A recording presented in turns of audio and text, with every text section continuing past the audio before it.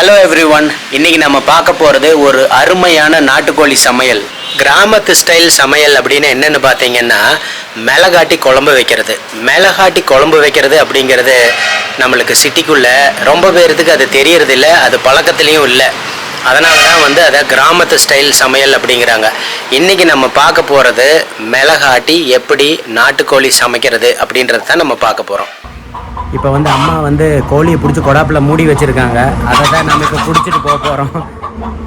வெளியே இருக்கிற கோழி, கொடாப்புக்கு வெளியே இருக்கிற கோழி அதைத்தான் பிடிக்கும் வந்துட்டுன்னு நினச்சிட்டு கற்றுன்னு கத்திட்டு இருக்குது வெளியே ஓடுறதுக்காக. இப்போ நம்ம என்ன பண்ண போகிறோன்னா, கொடாப்பில் இருக்கிற கோழியை பிடிச்சிட்டு போய் கசாப் கடையில் கொடுத்து நம்ம கட் பண்ணிட்டு வர போகிறோம் அம்மா சமைக்கிறதுக்காக. அம்மா இப்போ வெங்காயம்லாம் தொளிச்சு எல்லாம் ரெடி பண்ணிகிட்டு இருக்கிறாங்க. இப்போ நம்ம கோழியை பிடிச்சிட்டு போகணும். போய் நம்ம இப்போ கட் பண்ணிட்டு வரணும். கட் பண்ணிட்டு வந்தால் சமைக்க ஆரம்பிக்க வேண்டியது தான். இப்போ கொடாப்பு அப்படின்னு நான் சொல்கிறது கிராமத்து பக்கம் இப்போ மூடி வச்சுருக்காங்க பார்த்தீங்களா, இதை தான் கொடாப்புன்னு சொல்லுவாங்க. புதுசாக பிறந்த ஆட்டுக்குட்டி, கோழி இதெல்லாம் மூடி வச்சுப்பாங்க. அதாவது வேறு எதுவும் நாயோ இல்லை வேறு எதுவும் அனிமல்ஸ் அதை அட்டாக் பண்ணாமல் இருக்கிறதுக்கு ஒரு சேஃப்டிக்காக இதை தான் கொடாப்புமாங்க. இதுக்குள்ளே தான் கோழியை பிடிச்சி அம்மா காலை கட்டி உள்ளே போட்டு வச்சுருக்குறாங்க. இதை நம்ம இப்போ பிடிச்சிட்டு போகணும். பிடிச்சிட்டு போய் நம்ம இப்போ வரணும். காலை கட்டி வச்சுருக்கும் போதே பாருங்கள் என்ன ஓட்டம் ஓடுறாருன்னு. இப்போ நம்ம காலை கட்டி வச்சுருக்கும் போதே நம்மக்கிட்ட சிக்க மாட்டேங்குது.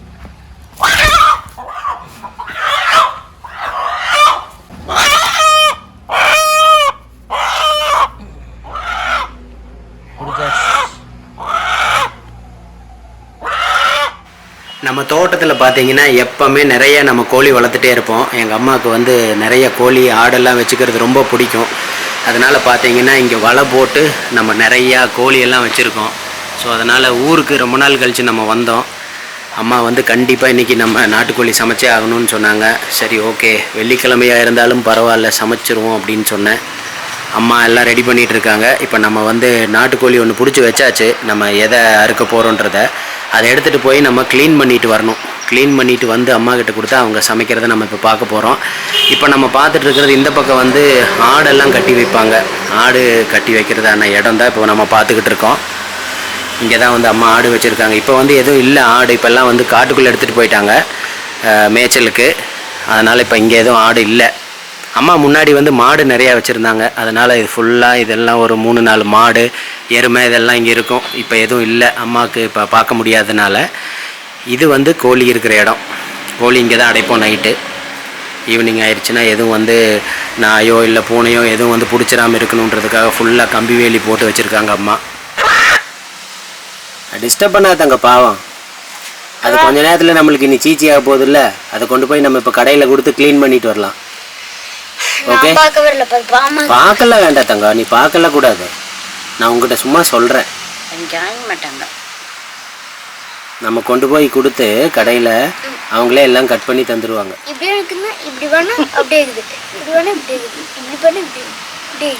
கோழி கூட விளையாடுறியா? கோழி கூட கொத்தி வச்சிருவா.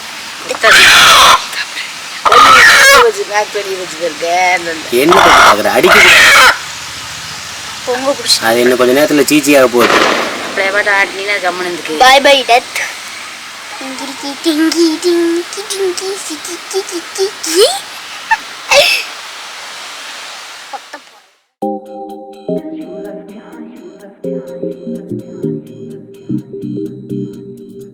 Lying awake with the sound of an emptiness you left behind.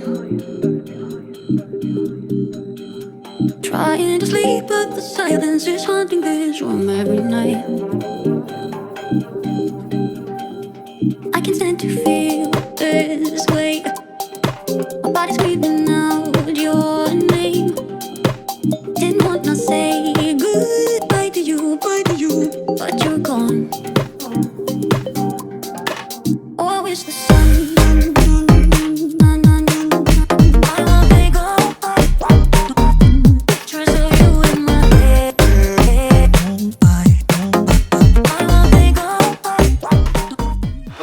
வாங்கியாச்சு. வேணுங்கிற ஐட்டம் எல்லாம் வாங்கியாச்சு.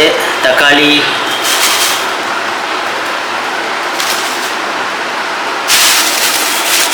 வரமிளகா, பூண்டு,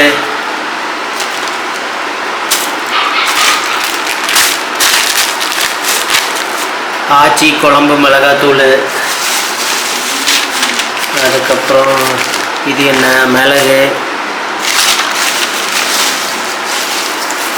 அப்புறம் அது கூட வெட்டிட்டு வந்த சிக்கன் எல்லாமே இப்போ ரெடி. இனி சமைக்க ஆரம்பிக்கலாம். நம்ம இப்போ கத்தியில் தேங்காய் மட்டை வாங்க போகிறோம். மோஸ்ட்லி பார்த்தீங்கன்னா நிறைய பேர்த்துக்கு கத்தியில் மட்டை வாங்கவே தெரியாது.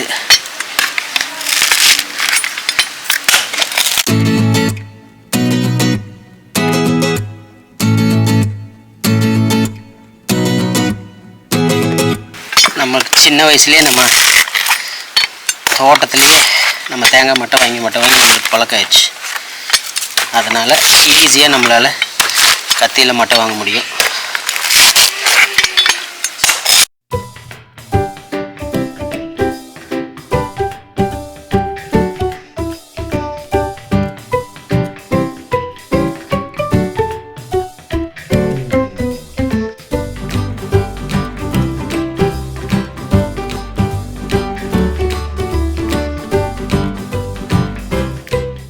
இப்போ நம்ம தோட்டத்து வீட்டில் நாட்டுக்கோழி செய்கிறதுக்கு அம்மா எல்லாம் ரெடி பண்ணிட்டு இருக்கிறாங்க. இப்போ தக்காளி அறுத்துட்டு இருக்கிறாங்க. அம்மா நீ அடுத்தது வந்து என்ன பண்ணணும்? இப்போ எல்லாம் தக்காளி ரெடி, வெங்காயம், கருவேப்பிலை, வெங்காயம், தக்காளி எல்லாம் போட்டு தாளிக்கிறோம். தாளிச்சுட்டு எண்ணெய் ஊற்றி கடுகு இதெல்லாம் போட்டு தாளிச்சுட்டு தக்காளி எல்லாம் போட்டு தாளிச்சுட்டு அப்புறம் வெங்காயம் எண்ணெய் ஊற்றி வணக்கி சிக்கன் போட்டு நல்லா வணங்கினதுக்கப்புறம் இது அரைச்சி ஊற்றணும். என்ன அரைச்சி ஊற்றணும்? வெங்காயம், மிளகாய், கொத்தமல்லி, சீரகம், மிளகு 2, இஞ்சி, பூண்டு எல்லாம் போட்டு வெங்காயத்தோடு வணக்கி அரைச்சி ஊற்றணும். நல்லா சிக்கன் நல்லா வணங்கினதுக்கப்புறம் அப்புறம் இதெல்லாம் அரைச்சி ஊற்றி கொஞ்சம் மிளகாத்தூள் போட்டு நல்லா வேக விடணும். நாட்டுக்கோழிங்கனால கொஞ்சம் நேரம் நல்லா நான் வேகும். ஓகே, சரி, இப்போ ஆரம்பிக்கலாம். அப்போ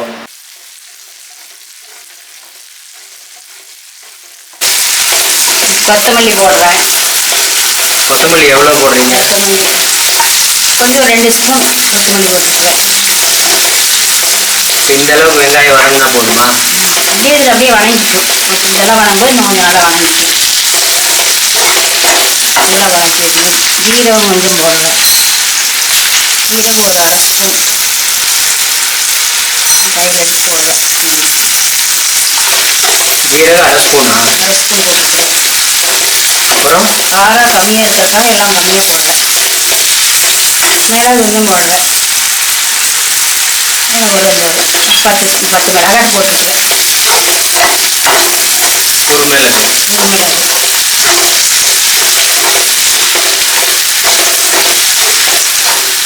வரமிளகாயும் கருவேப்பிலையும் இப்போ போடுறீங்களா?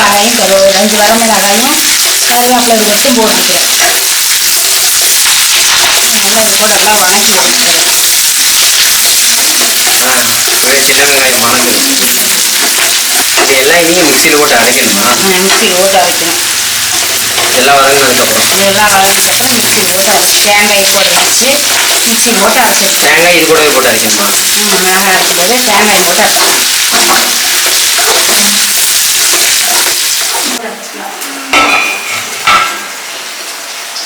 சார், நீங்கள் என்ன பண்ணுறீங்க சார்? ஒன்றும் இல்லை. நல்லா இங்கே வந்து வெயிலில் சுற்றி பிளாக்கி ஆகிட்டீங்க சார். நல்லா கருத்துட்டேன். செஞ்சது இது கூட போடுறேன். இஞ்சி கொஞ்சம் போட்டுருங்க சார். கொஞ்சம் இஞ்சி போட்டுருக்கேன். இஞ்சி போட்டுருக்கேன் கொஞ்சமாக. இது கூட போட்டு நல்லா வதக்கி அதை எடுத்துக்கணும். இஞ்சி ஏன் கடைசியில் போடுறீங்க? கடைசியில் கடைசியில் போட்டு கொஞ்சம் ரொம்ப வதங்கி போயிடும். அதனால கடைசியில் போடுறேன். இது நல்லா வதங்கணும் போட்டு அடுத்து தேங்காய் போட்டு தேங்காய் தேங்காய் இது ஓட்டணும் உள்ள தனியாக வெளியே மிக்சியில் அரைச்சாலும் அரைச்சிக்காது. குழம்பு ரெண்டே தனித்தனியாக அரைச்சும் அதுக்கப்புறம் ஒன்றா மிக்ஸ் பண்ணிக்கலாமா? இது அரைச்சிட்டு அப்புறம் கூட தேங்காய் அரைச்சி ஊற்றிக்கலாம். அரைச்சி மிக்சிட்டு தேங்காய் இப்போ போடுறீங்களா? போடலையா? தேங்காய் இது கூட போட்டு தேங்காய் இது கூட போட்டு கொஞ்சம் வதக்கிடுறேன். கொஞ்சமாக லேசாக வதக்கினா போதும். காரத்துக்கு தகுந்த மாதிரி மிளகாய் ஊற்றிக்கலாம். எத்தனை மிளகாய் போட்டிருக்கிறீங்க? 5 மிளகாய் போட்டுருக்கேன். காரம் கம்மியாக தான் இருக்கும். கம்மியாக இருக்கும். அப்புறம் சிக்கன் தாளிச்சு. ஆமாம், வேணும்னா குழம்பு தாளிச்சு குழம்பு அது கூட கொஞ்சம் மிளகாத்தூள் போட்டுக்கலாம் காரம் வேணும்னா. இல்லை இப்போ பசங்க சாப்பிட்ற கஷ்டமாக இருக்கும். இனி அடுத்தது வந்து இப்போ நம்ம சிக்கன் தாளிக்க போகிறோமா? சிக்கன் தாளிக்க போகிறோம். 2 கிலோ எண்ணெய் ஊற்றிக்கலாம். என்ன வேணால் அவங்க எதை குழங்குறாங்களோ அந்த எண்ணெய் ஊற்றிக்கலாம். அடுத்தது என்ன போடுறீங்க? கடுகு போடுறேன். இப்போ எண்ணெய் ஊற்றி இப்போ கடுகு வெடிக்க ஆரம்பிச்சிருச்சு. நீ அடுத்தது என்ன போடணும்? வெங்காயம் மிளகாய் போடுறோம். இல்லை இப்போ என்னமோ போட்டீங்களே அதுக்கப்புறம் உளுந்தா? கடுகு உளுந்து கடலைப்பருப்பு எல்லாம் கடுகு உளுந்து கடலைப்பருப்பா? இப்போ அடுத்தது இப்போ வெங்காயத்துக்கு போடணுமா? வெங்காயம் மிளகாய் போட்டு தாளிக்கலாம்.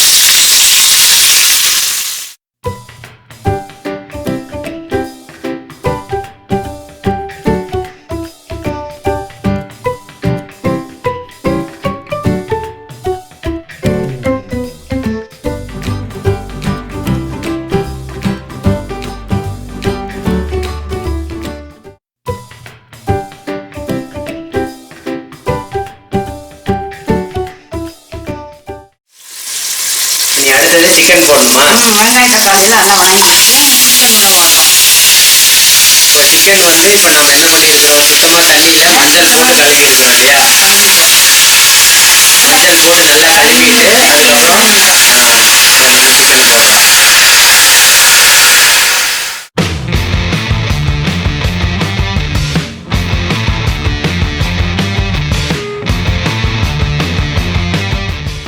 இது எவ்வளோ நேரம் ஆகும்? இது நல்லா வதங்கணும். எண்ணெயில் நல்லா வதங்கினாக்கா ருசியாக டேஸ்ட்டாக இருக்கும்.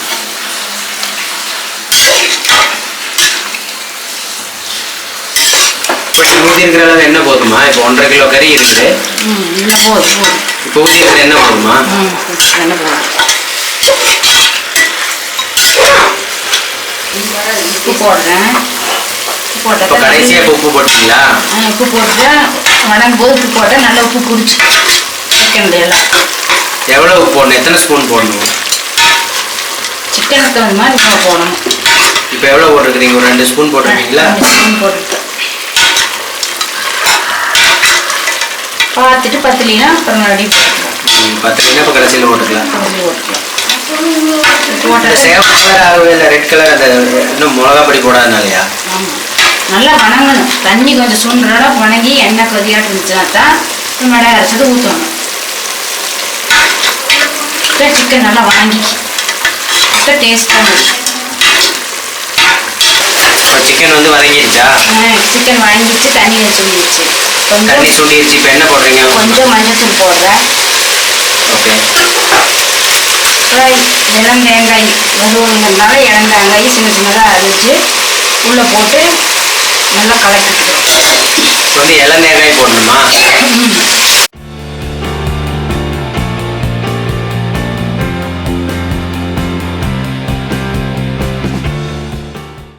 இப்போ நம்ம மிளகு அரைச்சாச்சு. இப்போ மிளகு ரெடியாக இருக்குது. இனி நம்ம அடுத்தது சிக்கன் கூட கலக்க வேண்டியது தான்.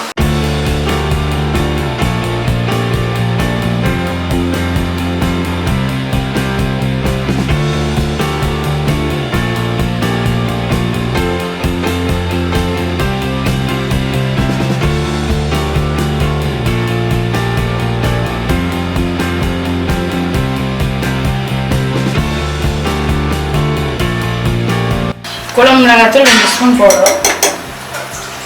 போட்டு நல்லா கலக்கி விட்டு மூடி வச்சிடலாம். நல்லா சிக்கன் நல்லா வெந்துடும்.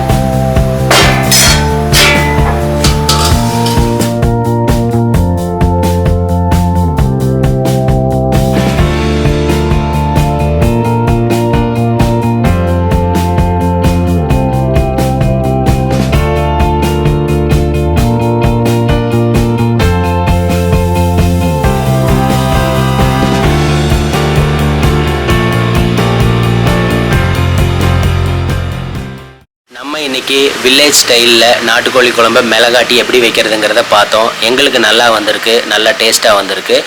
உப்பு மட்டும் கொஞ்சம் கம்மியாக இருந்துச்சு. ஆனால் உப்பு கம்மியாக இருக்கிறது எப்போவுமே பிரச்சனை இல்லை. நம்ம ஃப்யூச்சரில் எப்போ வேணாலும் ஆட் பண்ணிக்கலாம் ஒருத்தவங்களுக்கு தேவைக்கு ஏற்ற மாதிரி. ஸோ அது பிரச்சனை கிடையாது. ஸோ நீங்களும் இதே மாதிரி ட்ரை பண்ணுங்கள் உங்கள் வீட்டில். எப்படி டேஸ்ட் வருதுன்றதை பாருங்கள். இந்த நாட்டுக்கோழி குழம்பை மிளகாட்டி வைக்கிறது வேறு மாதிரி ஏதாவது உங்கள் ஊரில் வேறு ஸ்டைலில் செய்ய முடியுமா அப்படிங்கிறது உங்கள் ஐடியாஸை எங்கள் கூட ஷேர் பண்ணுங்கள்.